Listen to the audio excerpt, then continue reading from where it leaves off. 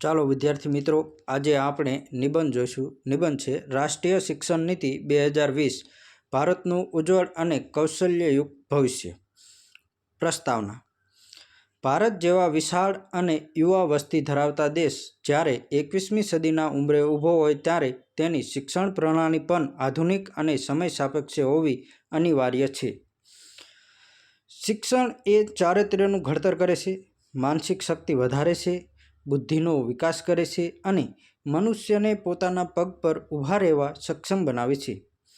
આ વિચારને સાર્થક કરવા ભારત સરકારે 34 વર્ષના લાંબા અંતરાલ બાદ 29 જુલાઈ 2020ના રોજ નવી રાષ્ટ્રીય શિક્ષણ નીતિ 2020ને મંજૂરી આપી. આ નીતિ માત્ર પુસ્તકીય જ્ઞાન પર ભાર મૂકતી નથી, પરંતુ વિદ્યાર્થીઓના સર્વાંગી વિકાસ અને કૌશલ્ય નિર્માણ પર ધ્યાન કેન્દ્રિત કરે છે. તેનો મુખ્ય ઉદ્દેશ ભારતીય શિક્ષણ પ્રણાલીને આધુનિક, લવચીક અને વૈશ્વિક સ્તરની બનાવવાનો છે. શૈક્ષણિક માળખામાં બદલાવ. નવી શિક્ષણ નીતિમાં વર્ષો જૂના પરંપરાગત 10+2 શૈક્ષણિક માળખાને સંપૂર્ણપણે નાબૂદ કરી વૈજ્ઞાનિક પદ્ધતિ પર આધારિત 5+3+4નું નવું માળખું દાખલ કરવામાં આવ્યું છે. આ માળખાને બાળકના માનસિક અને શારીરિક વિકાસના તબક્કાઓને ધ્યાનમાં રાખી 4 ભાગમાં વહેંચવામાં આવ્યું છે. પહેલું, ફાઉન્ડેશનલ સ્ટેજ 5 વર્ષ.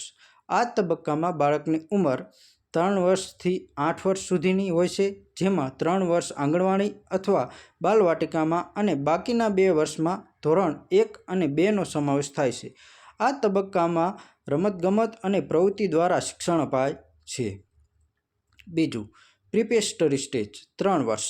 આ તબક્કામાં બાળકની ઉંમર 8 વર્ષથી 11 વર્ષની હોય છે, જેમાં ધોરણ 3 થી 5નો સમાવેશ થાય છે. આ તબક્કામાં શિક્ષણ માતૃભાષામાં અથવા તો પ્રાદેશિક ભાષામાં અને વાંચન, ગણન અને લેખનની સમજ મજબૂત કરવામાં આવશે. ત્રીજું, મિડલ સ્ટેજ 3 વર્ષ. આ તબક્કામાં બાળકની ઉંમર 11 થી 14 વર્ષની હોય છે, જેમાં ધોરણ 6 થી 8નો સમાવેશ થાય છે. આ તબક્કાથી વિદ્યાર્થીઓને વિજ્ઞાન, ગણિત, સમાજશાસ્ત્ર અને કલા જેવા વિષયોનો પદ્ધતિસર અભ્યાસ કરાવવામાં આવશે. સૌથી મહત્ત્વની બાબત એ છે કે આ સ્ટેજથી જ કોમ્પ્યુટર કોડિંગ અને વ્યવસાયિક તાલીમ શરૂઆત કરવામાં આવશે, જેમાં વિદ્યાર્થીઓએ ઇન્ટર્નશીપ પણ કરી શકશે. ચોથું, સેકન્ડરી સ્ટેજ 4 વર્ષ. આ તબક્કામાં વિદ્યાર્થીઓની ઉંમર 14 થી 18 વર્ષની હોય છે, જેમાં ધોરણ 9 થી 12નો સમાવેશ થાય છે. નવી શિક્ષણ નીતિ હેઠળ આર્ટ્સ, કોમર્સ અને સાયન્સ જેવા કડક વિભાગોને દૂર કરવામાં આવ્યા છે. વિદ્યાર્થીઓને પોતાની રુચિ મુજબ વિષય પસંદગી કરી શકે છે. માતૃભાષામાં શિક્ષણ. નવી શિક્ષણ નીતિમાં માતૃભાષાના મહત્ત્વને સ્વીકારવામાં આવ્યું છે. સંશોધન કહે છે કે બાળક પોતાની માતૃભાષામાં ખૂબ ઝડપથી શીખે છે. રાષ્ટ્રીય શિક્ષણ નીતિ 2020 અંતર્ગત ઓછામાં ઓછા ધોરણ 5 સુધી અને શક્ય હોય તો ધોરણ 8 સુધી શિક્ષણનું માધ્યમ માતૃભાષામાં, સ્થાનિક ભાષામાં અથવા પ્રાદેશિક ભાષામાં રાખવાની કડક જોગવાઈ કરવામાં આવી છે. શાળા સ્તરે ત્રિભાષી ફોર્મ્યુલા લાગુ કરવામાં આવશે. પરીક્ષા પદ્ધતિ અને મૂલ્યાંકનમાં સુધારો. હાલની ગુણ આધારિત અને માનસિક તણાવ આપતી પરીક્ષા પ્રણાલીને બદલવા માટે નવી શિક્ષણ નીતિમાં ક્રાંતિકારી પગલાં લેવાયા છે. ધોરણ 10 અને ધોરણ 12ની બોર્ડની પરીક્ષાઓ ચાલુ રહેશે, પરંતુ તેનું મહત્ત્વ અને ભય ઓછો કરવામાં આવશે. વિદ્યાર્થીઓના સર્વાંગી મૂલ્યાંકન માટે પરખ નામની એક નવી રાષ્ટ્રીય સંસ્થાની સ્થાપના કરવામાં આવી છે. હવેથી વિદ્યાર્થીઓનું રિપોર્ટ કાર્ડ 360 ડિગ્રી હોલિસ્ટિક હશે, જેમાં વિદ્યાર્થી પોતે, તેના સહપાઠીઓ અને શિક્ષક એમ ત્રણેય પક્ષો દ્વારા મૂલ્યાંકન સામેલ હશે. વિદ્યાર્થીઓએ ગોખણપટ્ટીને બદલે તાર્કિક વિચારધારાને માપવામાં આવશે. શિક્ષણ ક્ષેત્રે આધુનિક ટેકનોલોજીનો સમન્વય. 21મી સદી ડિજિટલ ક્રાંતિની સદી છે, તેથી નવી શિક્ષણ નીતિમાં ટેકનોલોજીના સર્વોત્તમ ઉપયોગ પર વિશેષ ધ્યાન કેન્દ્રિત કરવામાં આવ્યું છે. ગ્રામીણ અને અંતરિયાળ વિસ્તારો સુધી ઉચ્ચ ગુણવત્તાયુક્ત શિક્ષણ પહોંચાડવા માટે ઈ-લર્નિંગ, સ્માર્ટ ક્લાસરૂમ અને વર્ચ્યુઅલ લેબ્સ વિકસાવવામાં આવી રહી છે. શૈક્ષણિક તકનીકોના આયોજન માટે NETF સ્થાપવાની જાહેરાત કરાઈ છે. આ ઉપરાંત દીક્ષા અને સ્વયં જેવા ઓનલાઈન પ્લેટફોર્મ દ્વારા પ્રાદેશિક ભાષાઓમાં ઓનલાઈન કોન્ટેન્ટ ઉપલબ્ધ કરવામાં આવશે.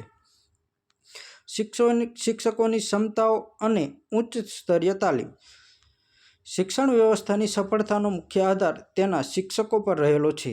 નવી શિક્ષણ નીતિ અંતર્ગત શિક્ષકોની ગુણવત્તા સુધારવા માટે વર્ષ 2030 સુધીમાં શિક્ષક બનવા માટે 4 વર્ષીય સંકલિત BEd ડિગ્રી ફરજિયાત કરવામાં આવશે. શિક્ષકોની સતત પ્રગતિ માટે દર વર્ષે ઓછામાં ઓછા 50 કલાક વ્યવસાયિક તાલીમ આપવાનું નક્કી કરાયું છે, જેથી તેઓ બદલતા સમય સાથે નવી અધ્યયન પદ્ધતિઓથી વાકેફ રહી શકે. ઉચ્ચ શિક્ષણમાં લવચિકતા અને નવીન વ્યવસ્થા. ઉચ્ચ શિક્ષણ ક્ષેત્રે વિદ્યાર્થીઓએ આર્થિક કે અન્ય કારણોસર અધવચ્ચેથી અભ્યાસ છોડી દે છે, તેને ધ્યાનમાં રાખીને મલ્ટિપલ એન્ટ્રી અને એક્ઝિટની યોજના અમલમાં મુકાય છે. જો વિદ્યાર્થી 1 વર્ષ અભ્યાસ કરીને કોલેજ છોડે છે તો તેને સર્ટિફિકેટ આપવામાં આવશે. જો 2 વર્ષ પછી અભ્યાસ છોડે છે તો તેને ડિપ્લોમાનું પ્રમાણપત્ર મળશે. 3 વર્ષના અભ્યાસ પૂર્ણ કરનારને સ્નાતક પદવી મળશે અને 4 વર્ષના અભ્યાસ પૂર્ણ કરનારને સંશોધન સાથે સ્નાતકની પદવી મળશે. વિદ્યાર્થીઓએ મળેલા શૈક્ષણિક ક્રેડિટ ડિજિટલ સ્વરૂપમાં રાખવા માટે ABC એકેડેમિક બેંક ઓફ ક્રેડિટની વ્યવસ્થા કરવામાં આવી છે. આ ઉપરાંત ઉચ્ચ શિક્ષણમાં સંશોધનને પ્રોત્સાહન આપવા માટે નેશનલ રિસર્ચ ફાઉન્ડેશનની સ્થાપના કરવામાં આવશે અને વિશ્વની સર્વોત્તમ 100 યુનિવર્સિટીઓને ભારતમાં કેમ્પસ ખોલવાની મંજૂરી અપાશે. ઉપસાર. રાષ્ટ્રીય શિક્ષણ નીતિ 2020 એ ભારતીય શિક્ષણ જગત માટે એક આશાનું કિરણ છે. તેમાં ભારતીય સંસ્કારો, નૈતિક મૂલ્યો અને વસુધૈવ કુટુંબકમની ભાવનાઓ વર્ણવેલી છે. આ નીતિ ભારતીય યુવા ધનને સ્વનિર્ભર, કૌશલ્યવાન અને જ્ઞાની બનાવવાની ક્ષમતા ધરાવે છે. જો દેશના તમામ રાજ્યો દ્વારા આ નીતિનું ચુસ્ત અને પ્રમાણિક અમલીકરણ કરવામાં આવે તો ભારત દેશ ફરી એકવાર વિશ્વ સ્તરે વિશ્વગુરુના સ્થાને બિરાજમાન થશે. આભાર.